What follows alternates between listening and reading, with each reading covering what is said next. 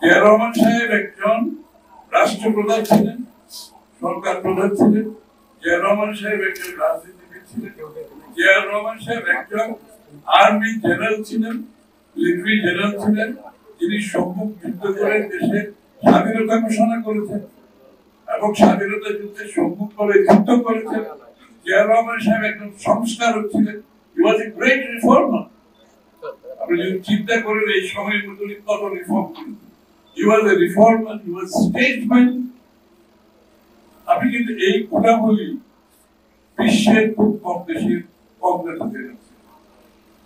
Freedom fighter, মুক্তিযুদ্ধের ঘোষণা, reformer, Statesman, এই মানুষটার মধ্যে বিশ্বের আমি হাতে করে আমি জর্জ ওয়াশিংটনকে দেখি যে জর্জ ওয়াশিংটন উনিও মুক্তিযুদ্ধের করেছেন, আমেরিকাকে স্বাধীন করেছেন, আমেরিকাকে সংস্কার করেছেন।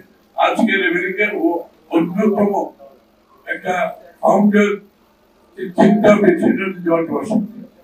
জিয়া রহমান সাহেবকে আমরা সেইভাবে তুলনা করতে গেলে বিশ্বের খুব বেশি রেফারেন্স জানতে সবগুলো গুণাবলী ছিল এবং যে জন্য মাত্র ৩-৪ বছরের মধ্যে পুরো একটা দেশকে ট্রান্সফরমেশন করে কোথা থেকে কোথায় নিয়ে শুধু যে রাজনৈতিক ভাবে আমরা এসেছিলাম, অর্থনৈতিক ভাবে, সামাজিক ভাবে, জাতি হিসেবে, একটা সফরিং নেশন হিসাবে জাতির জাতির একটা সত্তা যেটা অনুভব করেছিল, অনুপস্থিত ছিল, সেটা উনি দিয়েছেন।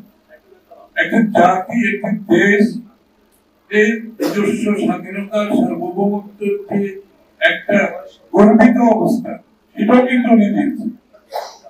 সুতরাং জিয়া রহমান সাহেব সম্বন্ধে বলতে গেলে শেষ হবে না। আজকে আমরা যখনই যে সমস্যায় বাংলাদেশ আমরা অ্যাড্রেস করি, জিয়া রহমান সাহেবের ফিলোসফি, দর্শন, ভাবনা চিন্তা চলে আসে, অটোমেটিক্যালি চলে আসে আমার সামনে। এই যে অর্থনীতি বলে আজকে আমরা যে প্রেস কনফারেন্সে করে বেসিক্যালি জিয়া রহমান সাহেব অর্থনীতিকে কিভাবে অ্যাড্রেস করছে, যে দেশের কৃষক, শ্রমিক, ব্যবসায়ী, পেশাজীবী সর্বস্তরের মানুষকে চিন্তা করে অর্থনীতিকে একটি কর্মকাণ্ড করেছে। সকলকে কিন্তু উনি এই অর্থনীতিতে অংশগ্রহণের জন্য একটা লেভেল প্লেইং ফিল্ড সৃষ্টি করে দিয়েছে। এর আগে অর্থনীতি ছিল আওয়ামী গোষ্ঠীর একটা অর্থনীতি, ওরা দেশ অর্থনীতি পরিচালিত করত, তাদের সুবিধা মতো পলিসি হতো, তারা অর্থনীতি নিয়ন্ত্রণ করত সরকার।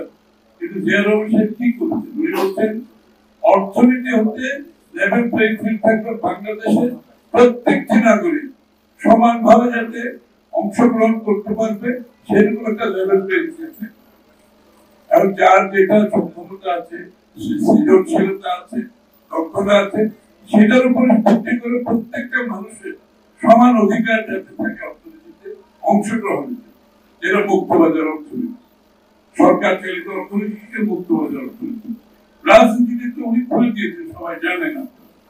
রাজনীতিতে আওয়ামী লীগকে উনি প্রলোভন করেছেন, শেখ হাসিনাকে দেশে ফিরে আসতে শুরু করলে শুধুমাত্র মুক্ত চিন্তা, সকলের অংশগ্রহণের জন্য, কাউকে বাদ দিয়ে প্রতিহিংসা, প্রতিশোধের রাজনীতি করে কোন জাতি কিন্তু এগোতে পারে।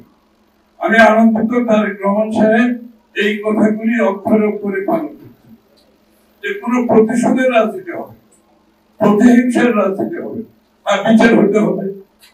এদের সকলের সঠিক বিচার ছাড়া সেটা না করলে দেশ আবার এই ধরনের খারাপ সুতরাং সঠিক বিচার করতে হবে। কিন্তু প্রতিশোধ, প্রতিহিংসা দিয়ে যদি আমরা সার্বক্ষণিক আমরা যদি জড়িত হয়ে পড়ি, তাহলে এই চ্যাপ্টারটা তো ক্লোজ করতে হবে। এই চ্যাপ্টার ক্লোজ রাখলে জানতে এগোতে পারবে।